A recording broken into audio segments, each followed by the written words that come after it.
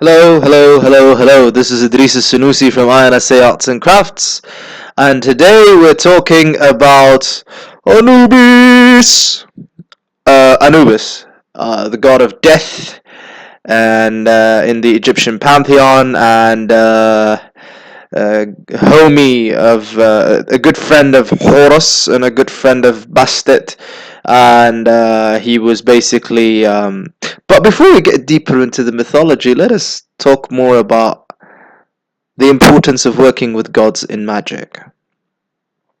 Is it a necessity to work with deities in magic? Not necessarily. Magic is not religion. Magic is a form of experimentation with the unseen, or the what takes practice to be seen, to cause change in conformity with will. But at the end of the day, change already happens, and we channel that change through us in a way that expresses us. That's why if you have been practicing magic, you would realize that every time you would cast for something or you would want something to happen, it happens in a way that relates to your personality in a very, very, very sexy way. It's and it's very intricate. The way that how things manifest in your life for you, they manifest in a way that is like you. Same thing with working with gods and goddesses. The way you are will attract certain beings towards you. Let's start first with humans and the humans that surround you. You'll find the humans that surround you have certain character traits, and those character traits are very equivalent to your character traits, and they kind of fit very well with your character traits. And the more you evolve, the more you attract different kind of human beings, and some human beings will stick with you because they are evolving at the same level that you are. Now, when you are dealing in this circumstance and you want to understand, as I said, is it necessary to work with gods? Well, is it necessary to work with humans so that you can survive? It is not, but it's a pleasure. It is a joy. But humans you can see and you can believe in because you can see them with your own eyes. With magic, you will end up seeing gods at some point. Trust me on that. And that will get those beliefs out of your head once and fucking for all. Gods manifest as humans. And at the beginning of my magical practice, I was like, this is impossible. This is insane. And no, I've seen that happen right in front of me. I've seen human beings portraying images of gods that have been spoken of since the dawn of time. Doesn't mean that they are great human beings. No, they're just human beings that have been talked of in stories. And that is the magic of the archetypes. You, my friend, embody a story. You, my friend, embody a story of many gods and goddesses. And it's only beneficial to actually find those archetypes in your life and to work with them to your benefit and to their benefit. In the Indian lore, they call it sadaka, which means the ritualist. Funny thing is, if you take this word and hear it in Arabic, it means friendship. And in Arabic, they call in Arabic magic, when they are dealing with jinn, they consider it a friendship. And any sorcerer who tries to actually compel a spirit to its command ends up really regretting it. Regardless of how powerful the sorcerer is, he ends up regretting it. And this goes as well for, and you can see the desire to control other beings as a manifestation of our desire to become more, to believe that power is in the ability to destroy someone else. Because it's our desire to believe that we have control over our own death. If we can cause it, then we can stop it. And this is the lesson of Anubis in death. The lesson of Anubis, him being the god of death, the collector of souls, he basically he is the collector of souls, yet at the same time he is the companion of the souls. And he makes sure that if you call on Anubis, understand that he will make sure that you get to the place that you want to go to. Because it is his, other than it is his job, Anubis is a very good companion. If you have a friend of yours who embodies Anubis, make sure to fucking glorify that motherfucker. Because they are not that much in this world. People who have this high sense of loyalty. People who have this high sense of sacrificial capabilities. And they don't really need to actually be on the surface of things. They are there to make sure that you get to where you want to go. But at the same time, the trick is, are you giving Anubis what he needs? Are you giving him appreciation? On a deeper level, on if we are going to dissect this as a personality trait, Anubis would embody the personality trait that we have when we are chasing our goals, that part of us that pushes us, that looks for guidance on how to pursue that goal. Indeed, in some ways we can see Anubis as Pluto, and sometimes we can see him as Mercury. And he can embody both. Pluto in the sense of, I'm here for you and I'll take care of you. And Mercury in the sense of, allow me to give you the information necessary for you to be guided on your path. Now, let's talk more about death. We have painted so many walls and caves with the ideas of death and where will we go from here on after. We know nothing of death as much as we know anything of change. So we call sometimes that change is death. What you fear as death is just your fear of change.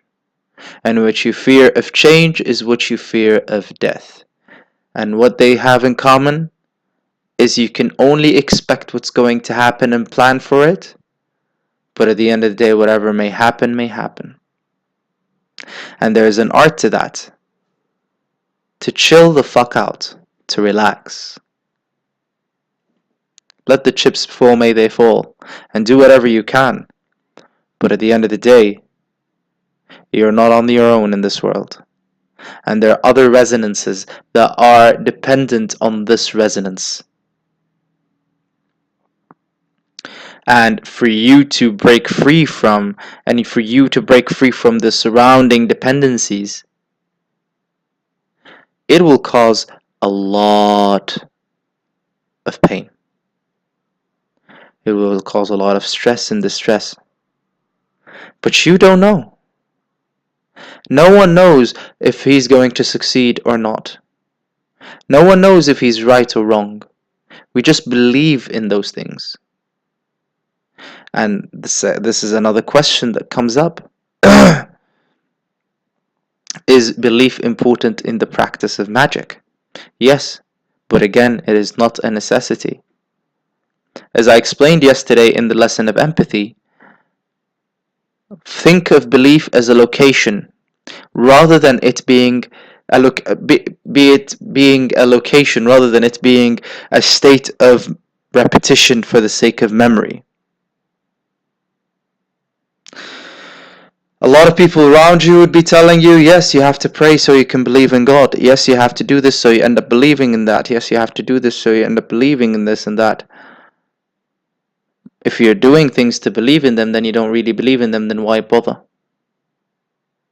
However, if you have the initial belief in something and you're not in the right location, as I said before, then leave the location that is causing your resistance. The only reason why you like to stay in the state of resistance is because it feeds your state of rebellious ego that you find dependency on rather than your actions themselves.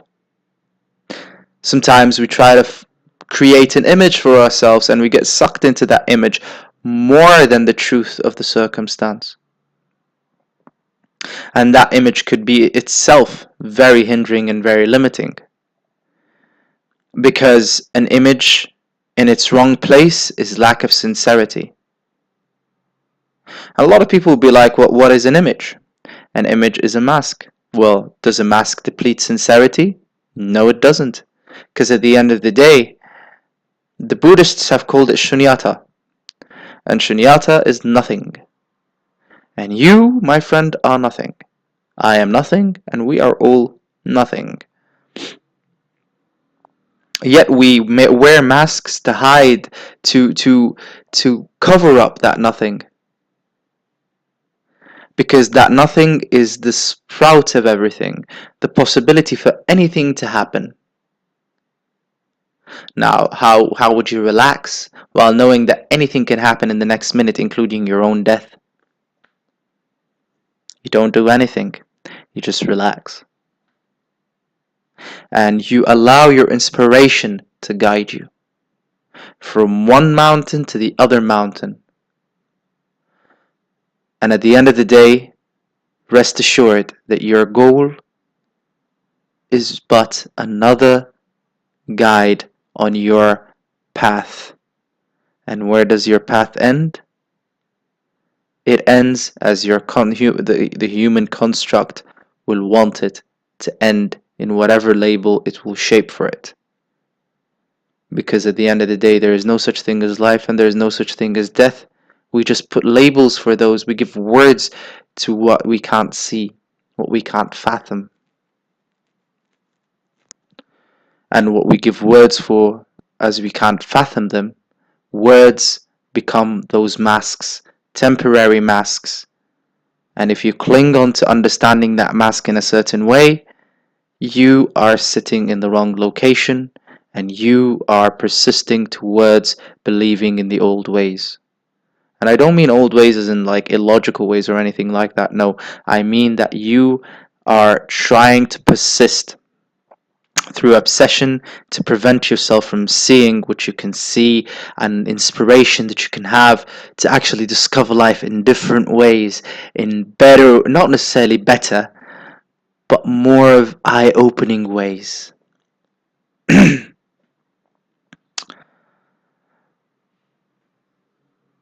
So this is the message of Anubis.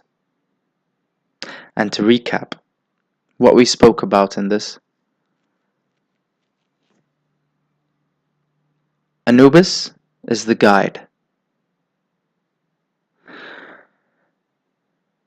And before we end this lecture or this lesson, allow me to just add something more to it. When we're dealing with magic, there are levels of manifestation. And at the end of the day, the first thing that we learn in the path of magic is to let go of that sense of I must get this done. Because at the end of the day, you don't have full control over it. So even if you say I must do it, it won't make any change. In fact, it would cause you to, let me introduce you to this term if you never heard it before, lust of result. And if a magician is listening to this, probably he's like, oh shit, I hate this fucking term. And you have every fucking right to hate this term because it's what hinders our magical act. Lust of result, obsession. I can't see anything but this. I can't see anything but this. I can't see anything but this.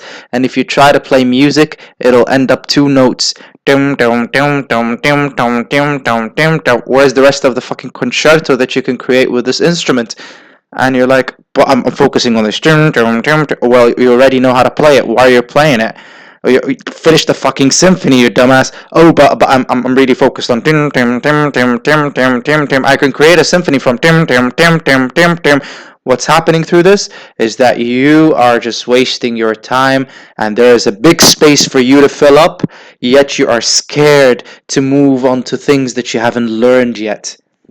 You're stuck on what you've learned, and you're afraid of learning what there's no such thing as supposed to, but you're what you can learn to move on, and that is important.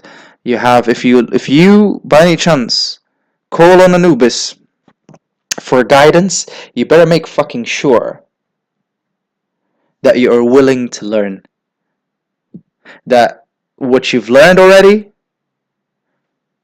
not necessarily is of no use, but you've used it already. And this is the concept of sacrifice when it comes to magic. There are a lot of metaphors for sacrifice in magic, be it throwing 3 coins at the crossroads for the gods of the crossroads, be it Papalegba or Hecate or whomever you prefer to work with, be it the sacrifice of a certain, you've been putting your effort into something, and then you realize that this is not going like you've learned what you needed to learn, but if you're going to continue on doing this, you are going to hinder what you can actually move on and do. And then it will cause you to be like, oh, okay, so basically I have to sacrifice this part of my life, and sacrifice this part of my life, and sacrifice this part of my life. And essentially, our refusal to sacrifice things that are no longer serving us is what causes us to sacrifice people who are already serving us. And people don't serve us, of course. People who are working with us for both of our dreams coming true. So this is the lesson of the day about death and Anubis and the importance of sacrifice in magical acts. If you can't let go of an obsession, use the sacrifice as a metaphor for that. And see what you've been obsessing about is actually not an obsession about what you're obsessing about, but rather a desire to cover up a fear that you don't want to look at. This is INSA Arts and Crafts, and this was the message from Anubis. See you in the next lesson. Talk to you later. May no order hinder you, and may chaos be your authority. Witches!